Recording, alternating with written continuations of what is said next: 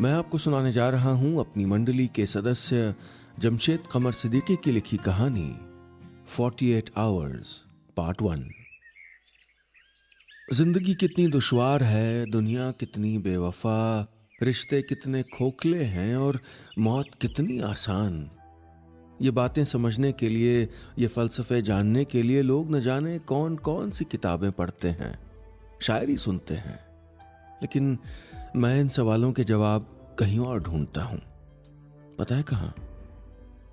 मरते हुए लोगों की आंखों में। बंदूक से निकली हुई गोली जब सामने खड़े शख्स की छाती में एक आवाज के साथ धंसती है तो उसकी झिलमिलाती हुई आंखों में सारे सवाल, सारे जवाब साफ साफ दिख जाते हैं। कांपती हुई उन आंखों में जिंदगी की कीमत जो उस वक्त दिखती है वो कहीं नहीं दिखती। वो घुटनों के बल गिरता है और पूरी जिंदगी एक झलक की तरह उसकी आंखों के सामने से गुजर जाती है, जैसे ट्रेन की खिड़की से बाहर देखते हुए दूसरी तरफ से आती हुई तेज रफ्तार ट्रेन अचानक गुजरती है। गुनाह, सबाब, दोस्ती, दुश्मनी, इश्क, अदावत सब एक पल में सिमट आता है। आंखों की पुतलियां कांपने लगती हैं, जबान ऐंठने लगती है, जिस्म आहिस्ता आहिस्ता ठंडा पड़ने लगता है और लड़खड़ाती जबान पर कांपता हुआ एक नाम आते आते रह जाता है और फिर सब खामोश, जैसे कभी कुछ हुआ ही नहीं हो। मुझे पुलिस डिपार्टमेंट से रिटायर्ड हुए कई साल हो चुके हैं, लेकिन अपने करियर के 26 एनकाउंटर में मरने वाले हर शख्स का चेहरा मुझे बहुत अच्छे से याद है। उन 26 लोगों में एक से बढ़कर एक मुजरिम थे, खूंखार, खतरनाक, डरावने। लगता था जैसे उनका इंसानियत से दूर दूर तक कोई रिश्ता नहीं होगा। रिश्ते क्या होते हैं शायद वो समझते भी नहीं होंगे, एहसास किस चीज का नाम है वो जानते भी नहीं होंगे, लेकिन नहीं, उन दम तोड़ते 26 खूंखार चेहरों पर भी मरते वक्त किसी की डूबती याद थी, किसी का आखिरी जिक्र था, किसी का अधूरा सा नाम था। सपना सही कहती थी, मरता हुआ आदमी इंसान हो जाता है। सपना मेरी पत्नी अक्सर कहा करती थी कि जुर्म मुजरिम के दिमाग में होता है, लेकिन दिल में उसके भी वही होता है जो आपके और मेरे। वो किसी दूसरी दुनिया से नहीं आते, उनके एहसास मरते नहीं, हाँ दब जाते हैं मन की तहों के कहीं बहुत नीचे। खैर, एक क्रिमिनल साइकोलॉजिस्ट ये बात नहीं कहती तो और कौन कहता। हालांकि शुरुआत से मैंने उसकी ये बात हमेशा नकारी थी, लेकिन फिर जिंदगी की किताब ने पन्ने उलटते उलटते एक किस्सा ऐसा सुनाया कि 48 घंटों में मुझे उसकी बात पे एतबार हो गया था। अब सोचता हूं कि काश सपना आज मेरे साथ होती तो उससे कहता कि तुम सही कहती थी। किस्सा काफी पुराना है, शायद 97-98 के आसपास का। पूरे प्रहलादपुर में मुझको Shashank Singh the super cop के नाम से जाना जाता था। जुर्म की दुनिया मेरे नाम से कांपती थी। कानून के गुनहगार हर रोज ये दुआ करते थे कि उनका सामना मुझसे ना हो जाए, क्योंकि उस वक्त तक मैं अपनी सर्विस रिवॉल्वर से 15 एनकाउंटर कर चुका था। कई मेडल, कई सर्टिफिकेट, कई इनाम मेरे जोश को लगातार बढ़ा रहे थे। लेकिन एक तरफ जहां मैं अपनी पेशेवर कामयाबी के रास्ते पर तेजी से दौड़ रहा था, वहीं अपनी घरेलू जिंदगी में बहुत कुछ मेरे हाथों से छूट रहा था। Wow, what a great job, well done Shashank, the department is really proud of you. ये जुमले मेरे कानों में रोजाना गूंजते रहते थे। कोई मैगजीन, कोई अखबार ऐसा नहीं था जिसमें मेरी तस्वीर न छपी हो, लेकिन मेरी पत्नी सपना की आंखों में मेरी तस्वीर हर रोज धुंधली हो रही थी। हाँ, मुझे हर रोज सपना की आंखों में मुझसे ज्यादा किसी और का चेहरा दिखता था। उसकी जबान पर मुझसे ज्यादा किसी और का जिक्र होता था।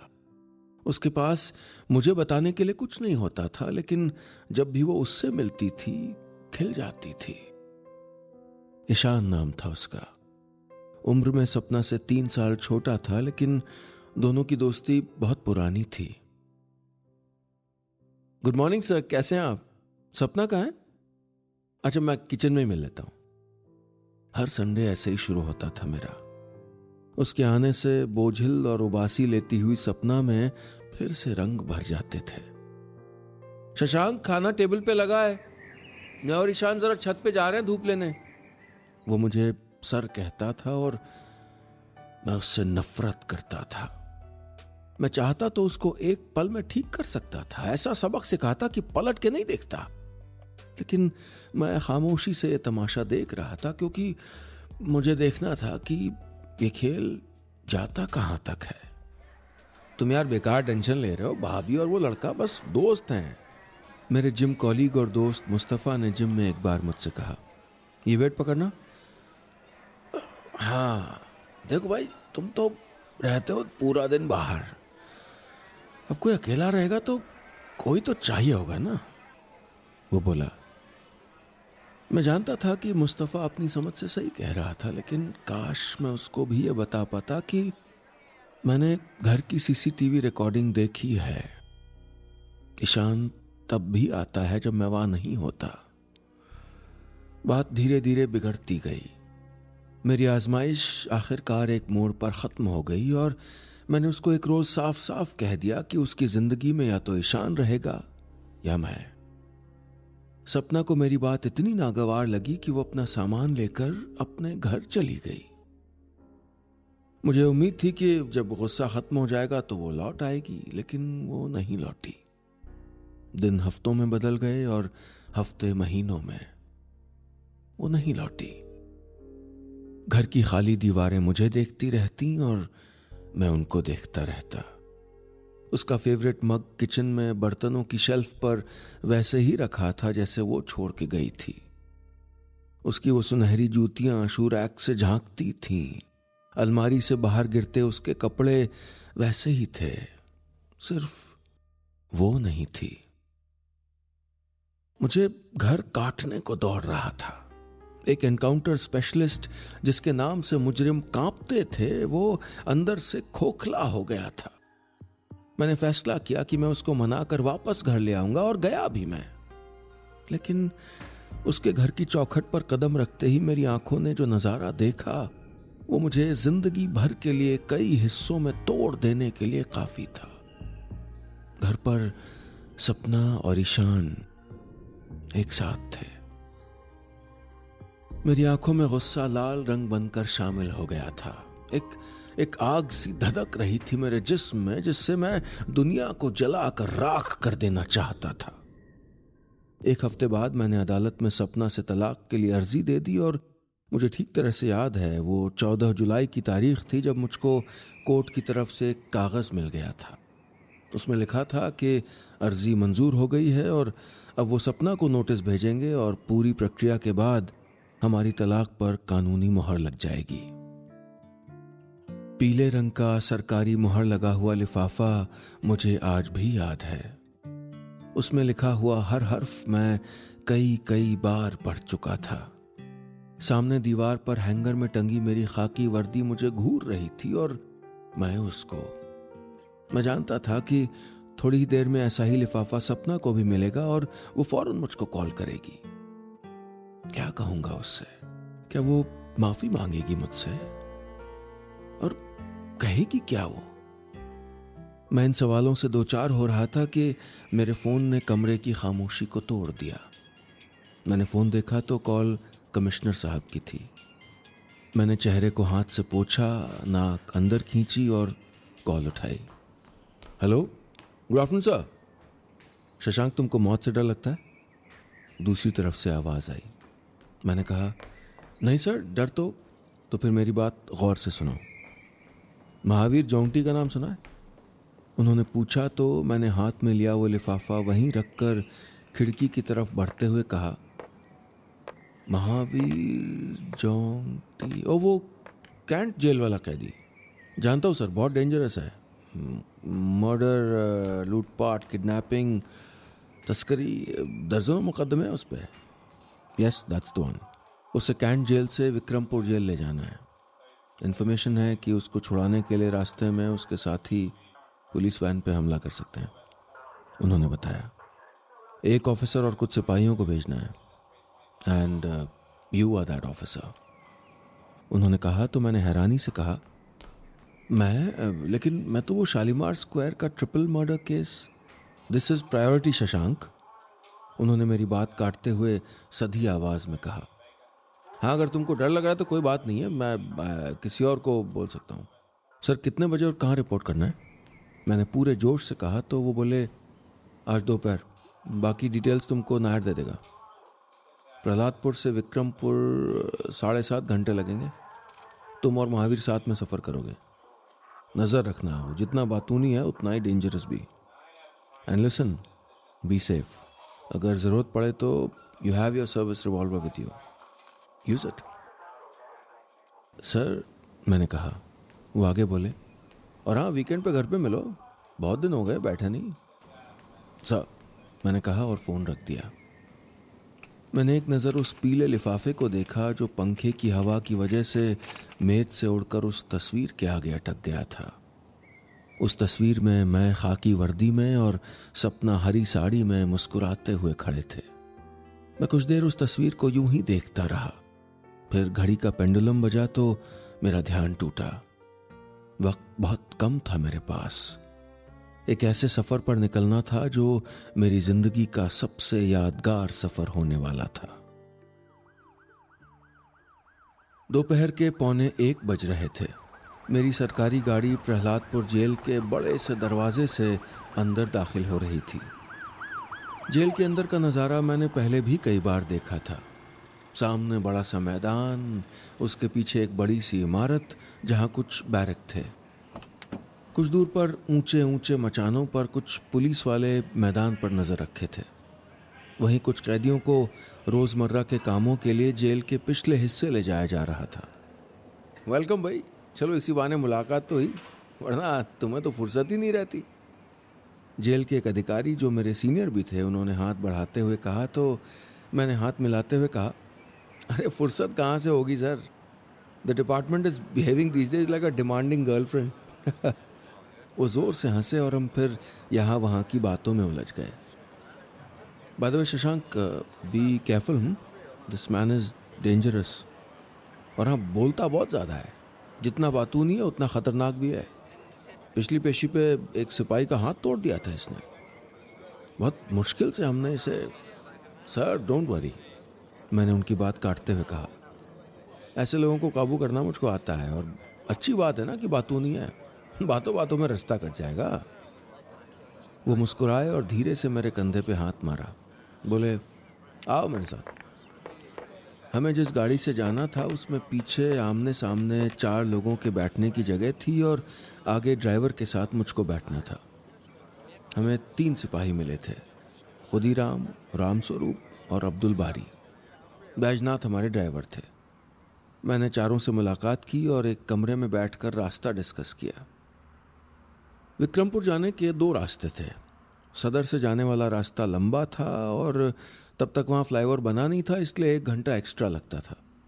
दूसरा रास्ता बाईपास से होके जाने वाला था। उस तरफ से रास्ता 7-7.5 घंटे का ही था, लेकिन वो सुनसान इलाकों से गुजरता था। हमने जोंगटी के लोगों को चकमा देने के लिए एक प्लान बनाया, और वो ये कि निकलेंगे सदर के रास्ते से, लेकिन आधे रास्ते पर पहुंच के दूसरे वाले रास्ते यानी बाईपास वाले रूट पे आ जाएंगे। सॉल सेट, क्या हम तैयार हैं? मैंने बाकी साथियों से पूछा तो उन सब ने एक साथ कहा, यस सर। मैंने कागजात वगैरह पर दस्तखत किए और एक जेल अधिकारी को इशारा किया कि जोंगटी को लाया जाए। कुछ देर बाद मैंने लॉबी में कुछ कदमों की धमक सुनी। पलट के देखा तो सर से पांव तक जंजीरों में जकड़ा एक शख्स कुछ पुलिस वालों से घिरा हुआ हमारी ही तरफ चला आ रहा था। जोंगटी के बारे में जो कुछ सुन रखा था वो उससे भी ज्यादा खतरनाक और खूंखार लग रहा था।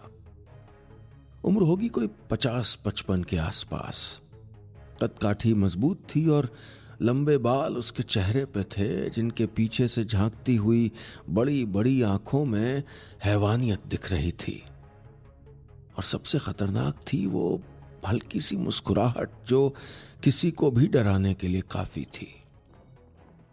अदाब अर्ज़ इंस्पेक्टर, उसकी आवाज साफ नहीं थी, आवाज में खरखराहट थी।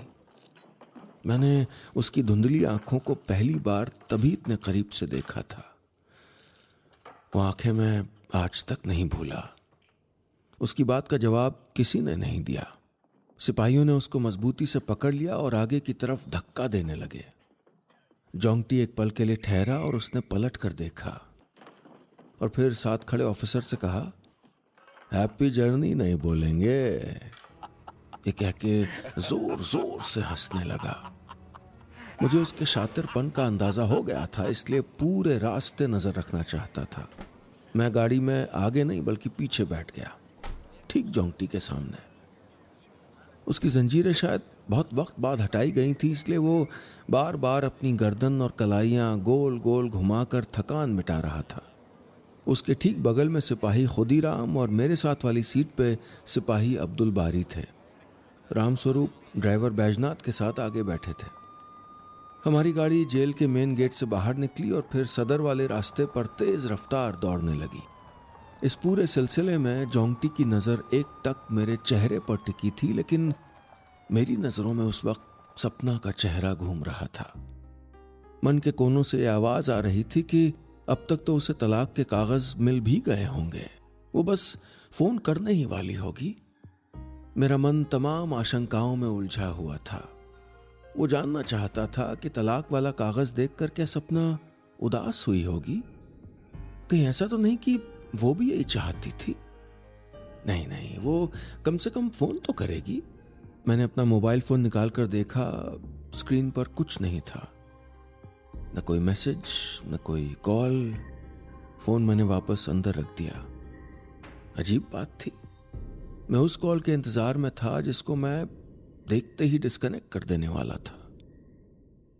नमस्कार, बहुत नाम सुने थे, अचानक महावीर जोंगटी बोला तो गाड़ी में मौजूद सभी लोग चौंक गए। वो बोला, बहुत आरज़ू थी मुलाकात की, आज पूरी हो गई। मैं खामोश रहा। वो आगे बोला, 15 एनकाउंटर, 2 प्रमोशन, 4 मेडल, 5 बार वीरता सम्मान। दम है सिपाही जी? उसने रामस्वरूप की तरफ इशारा करते हुए कहा, जानते हो, हम में और तुम्हारे साहब में एक बात कॉमन है। हमने भी 15 को वहीं भेजा जहां तुम्हारे साहब ने। चुप रहो, खामोश बैठो। मैंने अपनी सर्विस रिवॉल्वर निकाली और उसको दिखाकर साफ करते हुए कहा, फर्क है महावीर, तुम्हारे हाथों पे लगा खून बेकसूरों का था और इस रिवॉल्वर पे जब भी खून की छींटें आईं वो खून नापाक था। और हाँ, मुझे एक और वीरता मेडल नहीं चाहिए, इसलिए उकसाओ मत मुझको। शाबाश। ये जचता है, गुस्सा जचता है तुम पे, महावीर जोंगटी ने कहा। हमारे भी थे ये तेवर, कभी सुनने की आदत नहीं थी, बस चीर देते थे। आज तुमको देख के जवानी याद आ गई। गाड़ी आजाद नगर चौराहे से दाएं मुड़ गई थी। मौसम की तपिश बढ़ने लगी थी। हम लोग गाड़ी में बैठे थे, लेकिन नजर गाड़ी के बाहर भी थी, क्योंकि किसी भी घटना से पहले हमको तैयार रहना था। हमारी गाड़ी के आगे पीछे या दाएं बाएं से कोई भी गाड़ी करीब से निकलती तो हम फौरन चौकन्ने हो जाते। 3 घंटे इसी तरह गुजर गए। हम बाईपास के आधे रास्ते पर आ चुके थे और अब वक्त था रास्ता बदलने का। अरे किधर जा रहे हो? कौन सा रास्ता ले जाओगे? अरे क्या हो रहा है भैया? जोंगटी ने हड़बड़ा के कहा तो मैं शीशे में देखती बैजनाथ की आंखों की तरफ देखकर मुस्कुराया। फिर जोंगटी भी हल्का सा मुस्कुराया और मेरी तरफ देख के बोला, कहीं एक और मेडल की तमन्ना तो नहीं जाग गई मिस्टर एनकाउंटर स्पेशलिस्ट? मैंने थोड़ा आगे खिसक कर उसके कंधे पे हाथ रखा और कहा, घबराओ मत महावीर जोंगटी, तुमको मारने का फिलहाल कोई इरादा नहीं है, लेकिन हाँ, इरादा बदल भी सकता है। क्यों खुदीराम? सभी सिपाही हंसने लगे। तो पहले तो उसने दाएं बाएं देखा, फिर वो भी मुस्कुराने लगा। हमारी जीप माधोपुर हाईवे पर तेज रफ्तार से चली जा रही थी। दूर तक खेत खलिहान, कच्चे मकानों की बेतरतीब कतारें दिख रही थीं। तभी मेरा फोन बजने लगा। मैंने जेब से फोन निकाला तो देखा उस पर लिखा था सपना कॉलिंग। मैंने उस पल अपने हाथों में एक अजीब सी कपकपी महसूस की। सपना को वो कागज मिल गया था।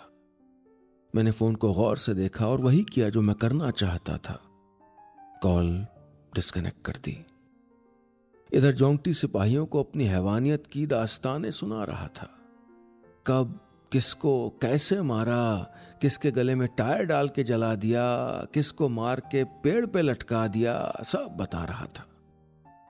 लेकिन मेरा ध्यान अपने फोन पे था जो बार बार बजता था और मैं बार बार डिस्कनेक्ट कर देता था। कॉल तो कट जाती थी, लेकिन सपना का चेहरा मेरे जहन में कौंधने लगता था और साथ ही याद आने लगते थे वो मंजर भी जिनमें वो और ईशान एक साथ थे। उस याद का हर कतरा मेरे जहन में नफरत और गुस्से की आग को हवा दे रहा था और मुझे दुनिया से बेहिसाब नफरत होने लगी थी। तभी मैंने जोंगटी की तरफ ध्यान दिया। वो लगातार बोले जा रहा था, अरे मामला बीवी का ना होता तो किसी के हाथ ना आते, पर क्या करें, बीवी को इतना चाहा लेकिन कर गई बेवफाई। क्या कीजिएगा, मारना तो पड़ेगा। मैं बिना उसकी तरफ देखे उसकी बात सुन रहा था। वो बता रहा था कि उसकी बीवी ने उसके साथ बेवफाई की थी। न जाने क्यों उसकी एक एक बात सुनकर मुझको ऐसा लग रहा था कि वो मेरी बात कर रहा हो। वो सारे एहसास जो मेरे दिल में थे उसकी जबान से निकल रहे थे। चुप चुप बिल्कुल। मैंने रिवॉल्वर लोड करके अचानक जोंगटी के माथे पर रखते हुए कहा, चुप करके बैठ जा वरना ठोक दूंगा यहीं इसी सड़क पे। वो और बाकी सिपाही मेरे अचानक आए गुस्से से चौंक गए। हालांकि जोंगटी के चेहरे पे कोई भाव नहीं था। रिवॉल्वर अब तक उसके माथे पर थी और वो एक टक मुझको देख रहा था। मैंने एक गहरी सांस ली और रिवॉल्वर हटाकर अपनी सीट पर बैठ गया। मेरे सिपाही मेरे इस बर्ताव से कुछ हैरान थे। मैंने इस तरह कभी गुस्सा नहीं किया था। मैं इतना कमजोर नहीं था, लेकिन आज महावीर जोंगटी की बातों में न जाने क्यों मुझे सपना दिखाई दे रही थी। शायद इसलिए। हमारी गाड़ी विक्रमपुर बाईपास से आगे निकल चुकी थी। सूरज डूबा तो नहीं था, लेकिन डूबना शुरू हो गया था। रोशनी मध्यम हो रही थी और रास्ता सुनसान। हमारी मंजिल अब 3-3.5 घंटे दूर थी। अब्दुल बारी और राम स्वरूप की आंखें बोझिल हो रही थीं। तभी अचानक एक तेज आवाज से हम सब चौंक गए। अरे ये लोग कौन है? बैजनाथ ने पलट के देखा तो मैंने देखा कि एक बड़ी कार में कुछ हथियारबंद लोग हमारी तरफ निशाना साध रहे हैं। मैंने फुर्ती से रिवॉल्वर निकाली और महावीर जोंगटी से कहा, लो आ गए तुम्हारे सगे वाले रिश्तेदार।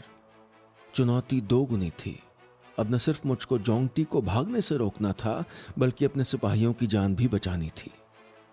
वक्त मुझे उस मोड़ पर ले आया था जहां अगले पल क्या होगा कोई नहीं जानता था। पिछले 15 एनकाउंटर के तजुर्बे से मैंने जो एक बात सीखी थी वो ये कि सामने वाला दुश्मन मजबूत हो तो हो, लेकिन उसे हावी मत होने दो।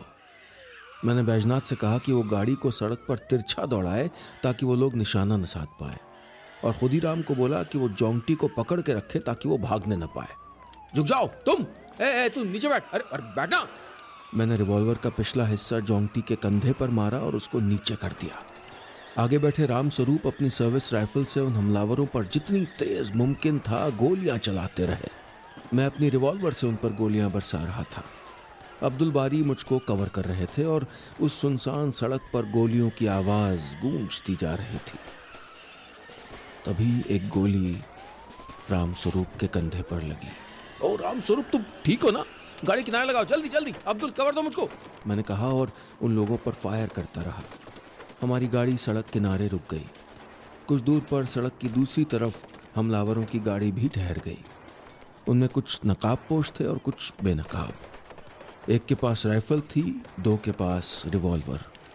दोनों तरफ से ताबड़तोड़ गोलियां चली, लेकिन फिर गोलियां चलने की आवाज रुक रुक कर आने लगी। शायद उनके पास बुलेट्स कम पड़ने लगी थी। मैंने गुस्से में महावीर जोंगटी से कहा, हमारे एक सिपाही को गोली लग गई है जोंगटी। अब मैं तुम्हारा वो हशर करूंगा ना कि तुम और तुम्हारे साथी याद रखेंगे। वो कुछ कह पाने की हालत में नहीं था और वहां कहने सुनने का वक्त भी नहीं था। कुछ देर ये लुका छिपी चलती रही और मौका पाकर मैं गाड़ी से उतर गया और गाड़ी की आड़ से निशाना लगाकर उन पर फायर करने लगा। हम लोगों की लगातार फायरिंग से उनके कुछ लोग घायल हुए थे, लेकिन तभी न जाने क्यों रामस्वरूप की पकड़ के बावजूद जोंगटी ने सर उठाकर बाहर की तरफ देखने की कोशिश की और एक गोली सीधे उसकी कमर में लग गई। महावीर जोंगटी एक चीख के साथ वापस गाड़ी के फ्लोर पर गिर गया। मैंने और रामस्वरूप ने बाकी जितनी गोलियां बची थीं उन पे तेजी से सब चला दी। मैंने देखा कि वो गाड़ी अचानक पीछे मुड़ी और फिर तेजी से चलती चली गई। हमने फायर जारी रखा और उन हमलावरों में से कुछ गंभीर रूप से घायल भी हो गए थे। वो गाड़ी तेज रफ्तार से चली और फिर आंखों से ओझल हो गई। मैं भागकर पहले रामस्वरूप के पास पहुंचा तो देखा कि गोली उसके कंधे को छू कर निकल गई थी। हालांकि घाव गहरा था, लेकिन मैंने राहत की सांस ली। मैं ठीक हूं सर, आप उसको देखिए, उन्होंने कहा। तो मैं पीछे भागा और देखा तो जोंगटी फ्लोर पे औंधा पड़ा था। उसके पेट के किनारे पर गोली लगी थी। चालें कभी कभी उल्टी पड़ जाती हैं जोंगटी, तुम्हारे मददगारों की गोली का निशाना तुम ही बन गए, मैंने कहा। वो दर्द से कांप रहा था। अस्पताल ले चलो हमको, मर जाएंगे भगवान कसम, उसने कराहते हुए कहा। अस्पताल शहर में था और शहर अभी भी 1 घंटे की दूरी पर। मैंने बैजनाथ को इशारा किया और हमारी गाड़ी तेज रफ्तार से सड़क पर दौड़ने लगी। रामस्वरूप पीछे आ गए थे, अब्दुल बारी आगे बैजनाथ के साथ थे, लेकिन फ्लोर पर पड़े महावीर जोंगटी की हालत खराब होती जा रही थी। कुछ देर बाद मैंने उसको हिला कर देखा। वो जिंदा तो था, लेकिन पूरा जिस्म कांप रहा था उसका। बैजनाथ गाड़ी और तेज चलाओ, खून बहुत बह चुका है इसका, अस्पताल नहीं पहुंचे तो मर जाएगा ये। मैं वो शाम कभी भूल नहीं सकता। गाड़ी में एक अजीब सन्नाटा था। एक अपराधी कराह रहा था, हमारी कमीजों पर खून के धब्बे थे। मैंने अपने फोन से कमिश्नर साहब को कॉल करके हमले के बारे में जानकारी दी। उन्होंने इस बात पर राहत की सांस ली कि मैं और मेरे साथी ठीक थे। मैं विक्रमपुर हॉस्पिटल में इमरजेंसी की तैयारी कराता हूं, तुम जितनी जल्दी हो सके पहुंचो वहां, उन्होंने कहा और मैंने फोन डिस्कनेक्ट कर दिया। इससे पहले कि फोन अपनी जेब में रखता, फोन फिर से बजा और इस बार स्क्रीन पर था सपना कॉलिंग। हालांकि मेरे पास कहने को कुछ खास नहीं था, लेकिन इस बार मैंने कॉल रिसीव कर ली। हेलो हेलो शशांक, सुन रहे हो मुझे? हेलो। मैं फोन कान में लगाए बिल्कुल स्तब्ध बैठा था। दूसरी तरफ से सपना की आवाज मेरे कानों में गूंज रही थी। मैं जानती हूं मैंने तुम्हारा दिल दुखाया शशांक, लेकिन एक गलती की इतनी बड़ी सजा मत दो शशांक। जो हुआ उसके लिए मैं शर्मिंदा हूं, I'm ashamed of myself, लेकिन ये मत करो, मैं नहीं जिंदा रह पाऊंगी। शशांक सुन रहे हो ना तुम मुझको? प्लीज माफ कर दो, करोगे ना माफ? बोलो माफ करोगे ना मुझको? शाम का साया आसमान पर छा चुका था। शायद इसीलिए अंधेरे में किसी ने मेरी आंखों से लुढ़कते आंसू नहीं देखे। सपना पूछती रही कि क्या मैं उसे माफ कर पाऊंगा। मैं क्या जवाब देता उसको? मैं तो खुद से पूछ रहा था कि क्या ऐसी गलती पर कोई भी किसी को भी माफ करता है? क्या किसी का दिल इतना मजबूत भी हो सकता है कि वो ऐसी गलती को माफ कर सके? सवाल मेरे जहन में मशाल की तरह धधक रहे थे। मेरी नजर पैरों के पास औंधे पड़े जोंगटी पर पड़ी तो मुझको याद आया कि कुछ देर पहले वो अपनी पत्नी के बारे में बात कर रहा था। मैंने अचानक उसके कंधे पे हाथ रख के उसको हिलाया। क्या बता रहे थे तुम उस टाइम? सुनो। क्या किया था तुम्हारी पत्नी ने? हाँ? मैं उसकी कहानी में दिलचस्पी क्यों ले रहा था नहीं पता। शायद ये देखना चाहता था कि मेरी हालत में कोई और होता तो क्या करता। मैं जोंगटी की कहानी में खुद को ढूंढ रहा था। वो घायल था, उसके लिए बोलना मुश्किल हो रहा था क्योंकि उसके जिस्म से खून लगातार कम हो रहा था। हम जितनी जल्दी हो सकते थे अस्पताल की तरफ जा रहे थे। उसने कराहते हुए हैरानी से मुझको देखा। मैंने उसकी कमीज पकड़ी, कहा, बताओ मुझे, क्या बोल रहे थे तुम? रामस्वरूप और बाकी लोग मुझको गौर से देख रहे थे और उनको समझ नहीं आ रहा था कि ये मामला क्या है। जोंगटी कराहते हुए बोला, बिंदिया, बहुत चाहा हमने उसे, उसको हर खुशी दिए, लेकिन उसने हमें धोखा दिया। फिर उसने लड़खड़ाती जबान से पूरी कहानी मुझको बताई। उसने बताया कि उसकी पत्नी बिंदिया से वो बहुत प्यार करता था। दुनिया के लिए वो एक अपराधी था, लेकिन बिंदिया के लिए दुनिया का सबसे अच्छा प्रेमी था वो। लूटपाट, चोरी, डकैती, अपहरण, इन वारदातों में उसका नाम उन दिनों भी आता था और वो इन कामों को अपने दोस्त विमलेश के साथ करता था। विमलेश और उसकी अच्छी बनने लगी थी और दोनों की जोड़ी 1 और 1 11 जैसी थी। पुलिस को ऐसा छकाते थे कि पकड़ा जाना नामुमकिन हो जाता था। बिंदिया के घर विमलेश का आना जाना काफी हो गया था। कई बार जब महावीर जोंगटी पुलिस से छुपने के लिए किसी दूसरे शहर में कुछ दिन पनाह लेता तो विमलेश ही था जो बिंदिया का ख्याल रखता था। लेकिन धीरे धीरे बिंदिया और विमलेश की नजदीकियां बढ़ने लगी थीं। जो प्यार विमला के मन में कभी महावीर जोंगटी के लिए था, वो खामोशी से विमलेश के नाम हो गया था। एक शाम जब बारिश पूरे उफान पर थी और हल्का अंधेरा आसमान में छाया हुआ था तो जोंगटी घर लौटा। उसे उम्मीद थी कि बिंदिया उसे देखकर खुश हो जाएगी, गले से लगा लेगी और हमेशा की तरह इस बार भी ये धंधा छोड़ने की जिद करेगी। लेकिन ऐसा नहीं हुआ। वो घर पहुंचा तो उसने वहां विमलेश और बिंदिया को साथ देखा। उसने उनको जिस तरह से देखा, उसका रोया रोया कांपने लगा। वो खुली आंखों से उस सच को देख रहा था जिसके बारे में उसने कभी ख्वाब में भी नहीं सोचा था। आंखों में नमी लिए वो चुपचाप वापस लौट गया। फिर तुमने क्या किया? फिर बताओ ना, क्या किया? गाड़ी के फ्लोर पर घायल पड़े जोंगटी से मैंने पूछा। क्या तुम लौट के आए? क्या क्या कहा फिर? लगातार खून कम होने से जोंगटी की आंखें तकरीबन बंद होने लगी थीं, लेकिन दर्द के बावजूद मुस्कुराया। लौटे, बिल्कुल लौटे, और हथियार लेके लौटे। 7 इंच का रामपुरी था हमारे पास। बिंदिया सामने सोई थी, हम पे खून सवार था। फैसला करके गए थे। हमने चाकू सीधा उसके बिंदिया। जोंगटी रामस्वरूप ने उसको हिलाते हुए कहा, लेकिन उसने कोई हरकत नहीं की। विक्रमपुर का सिविल अस्पताल सामने दिखने लगा था। हमारी गाड़ी तेजी से इमरजेंसी वार्ड के मेन गेट से अंदर दाखिल हो गई। डॉक्टरों की एक टीम वहां पहले से मौजूद थी जिसने रामस्वरूप का तो इलाज शुरू किया, लेकिन महावीर जोंगटी को मृत घोषित कर दिया, डेड ऑन अराइवल। अस्पताल से बाहर निकलते वक्त जोंगटी का एक एक लफ्ज मेरे कानों में गूंज रहा था। उसके और मेरे हालात एक जैसे थे। हम दोनों की तकदीर में धोखा था। मैं उसकी तरह अपनी पत्नी का कत्ल तो नहीं करना चाहता था, लेकिन जिस तरह जोंगटी बिंदिया को माफ नहीं कर पाया, मैं भी सपना को माफ करने वाला नहीं था। लेकिन इससे पहले कि यह फैसला मैं खुद सपना को सुनाता, एक नया सच मेरा इंतजार कर रहा था।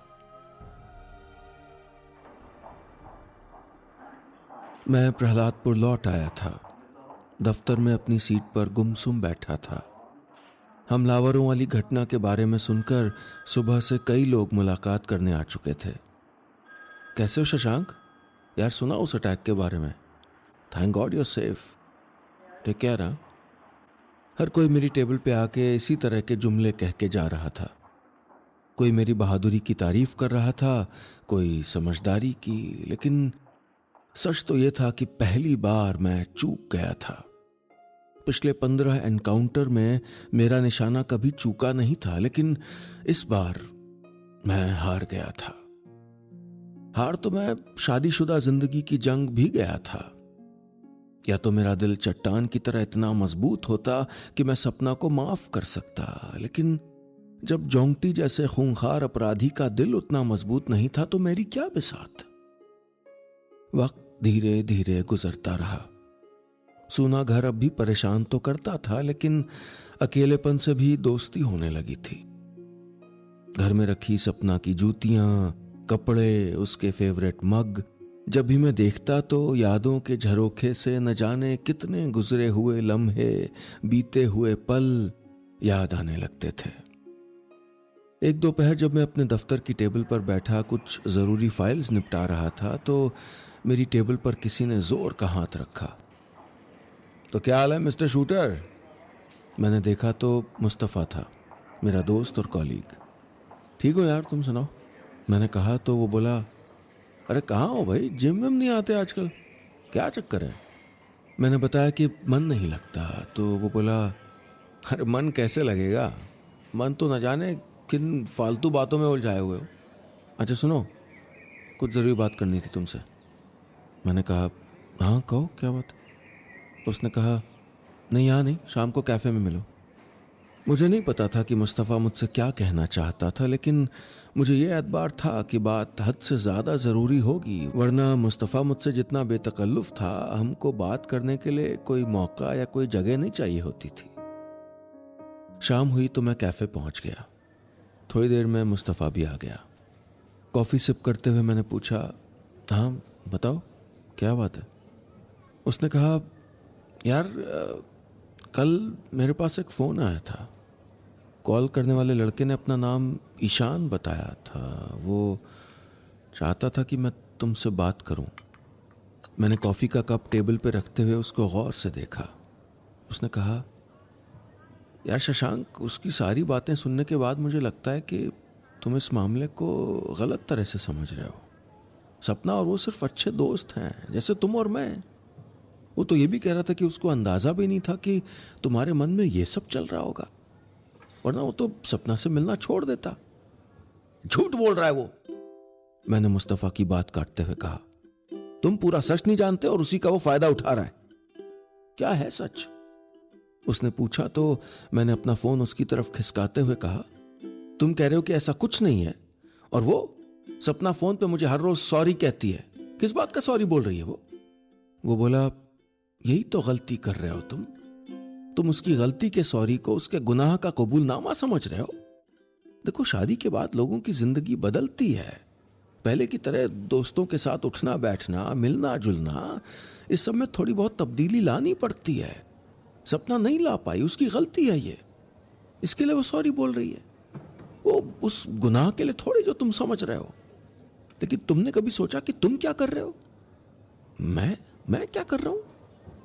मैंने हैरानी के साथ कहा तो उसने कहा, कितना वक्त दिया था तुमने सपना को? कभी खुद सोचना। तुम्हें शौक चढ़ गया था कि हर मैगजीन, हर अखबार में अपनी तस्वीर देखो। हाँ, 2-2 दिन बाद सिर्फ नींद पूरी करने के लिए घर जाते थे तुम। सपना को भी तो कोई चाहिए था जो बेमतलब उसकी बातें सुने, उसकी बेवकूफियों पे हंसे, उसकी नादानियों पे उसको डांटे। उसके दिल में मैल नहीं है। फिर टेबल पे हाथ मारते हुए बोला, और मान लो अगर वैसा है भी जैसा तुम सोच रहे हो, तो एक मौका तो सबको मिलना चाहिए। मैं अचानक वहां से उठा और कैफे से बाहर निकल गया। मुस्तफ़ा वहां बैठा मुझे जाता हुआ देखता रहा। कुछ जख्म इतने अंदर तक उतर जाते हैं कि ठीक होने के बाद भी लंबे वक्त तक उनकी टीस रह जाती है। मैं सपना को माफ करना चाहता था, लेकिन माफ नहीं कर पा रहा था। ऐसा क्यों था ये मैं नहीं जानता। सर, आपसे कोई मिलने आया है। अगली दोपहर जब मैं एक केस के सिलसिले में एक जूनियर से डिस्कशन कर रहा था तो एक हवलदार ने मुझे बताया। मैंने कहा ठीक है, भेजो। कुछ देर बाद एक अधेड़ उम्र की औरत जो औसत कपड़ों में थी मेरे सामने आकर खड़ी हो गई। उसके चेहरे पर दरारें थीं, बाल बिखरे थे। जी कहिए, कौन है आप? मैंने पूछा तो वो धीरे से बोली, बिंदिया। बिंदिया? नाम सुनते ही मेरे रोंगटे खड़े हो गए। नाम बहुत देर तक मेरे कानों में गूंजता रहा। महावीर जोंगटी की बिंदिया। लेकिन उसे तो जोंगटी ने चाकू से। मेरी आंखों में हैरानी थी। मैं उसको बिना पलक झपकाए देखता रहा। वो बोली, जेल गए थे उनका सामान वगैरह लेने, वहां आपके बारे में पता चला, सोचा एक बार मिल ले। आप ही थे ना आखिरी वक्त में उनके साथ। मैं अभी यकीन नहीं कर पा रहा था कि मैं बिंदिया से बात कर रहा हूं। वो बिंदिया जिसको मेरे हिसाब से बेवफाई के बदले जोंगटी ने मार दिया था। वो सामने खड़ी बोल रही थी कि हमें आपसे कोई नाराजगी भी नहीं है। हमेशा से जानते थे कि जिस रास्ते पे वो थे किसी दिन यूं ही हमको अकेला छोड़ जाएंगे। वो बोलती जा रही थी और मैं अपनी याददाश्त पर जोर डाल रहा था। मैंने महावीर जोंगटी के आखिरी शब्द याद किए, लौटे, बिल्कुल लौटे, और हथियार लेकर लौटे। 7 इंच का रामपुरी था हमारे पास। बिंदिया सामने सोई थी। हम पे खून सवार था। हम फैसला करके गए थे। हमने चाकू सीधा उसके। बिंदिया, आप बुरा न माने तो एक बात पूछना चाहता हूं। मैंने उससे पूछा, क्या कभी आपके पति ने आप पर चाकू से? मेरे सवाल के बाद वो खामोश हो गई। कुछ पल के लिए उसकी नजरें नीची हो गईं। फिर बोली, हाँ, एक बार ऐसा हुआ था। वो चाकू लेके हमारे कमरे में आए थे। हम पे चाकू ताना भी था, लेकिन चला नहीं पाए। हाथ रुक गया था अपने आप। प्रेम करते थे हमसे, और जो प्रेम इंसान को कमजोर ना बनाए वो प्रेम कैसा।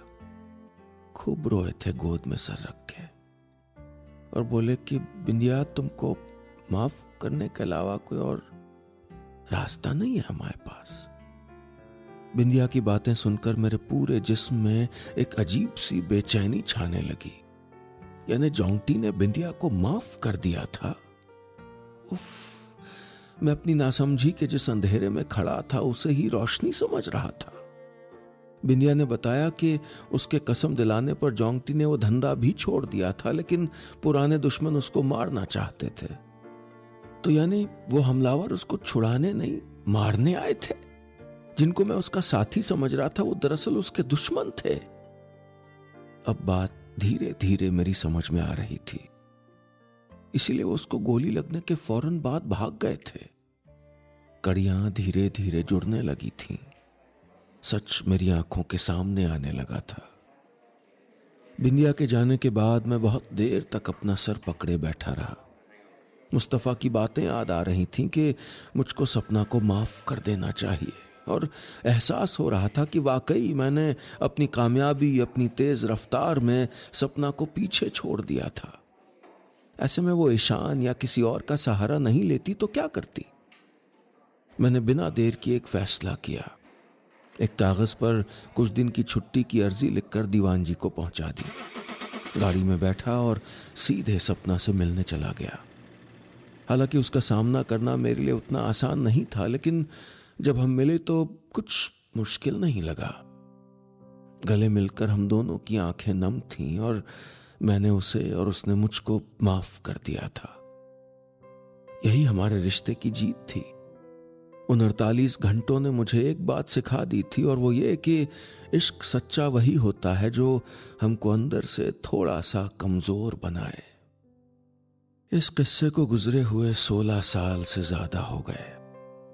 3 साल पहले सपना एक बीमारी के चलते ये दुनिया छोड़कर चली गई, लेकिन उसकी बातें मुझे अक्सर याद आती हैं। वो कहा करती थी, मुजरिम कितना भी खूंखार क्यों ना हो, जुर्म सिर्फ उसके जहन में होता है, दिल में उसके भी एहसास होते हैं, याद होती है, किसी का नाम होता है। सही कहती थी वो, क्योंकि मुझे अच्छी तरह याद है, खूंखार महावीर जोंगटी की जबान पर भी मरते वक्त आखिरी लफ्ज बिंदिया था।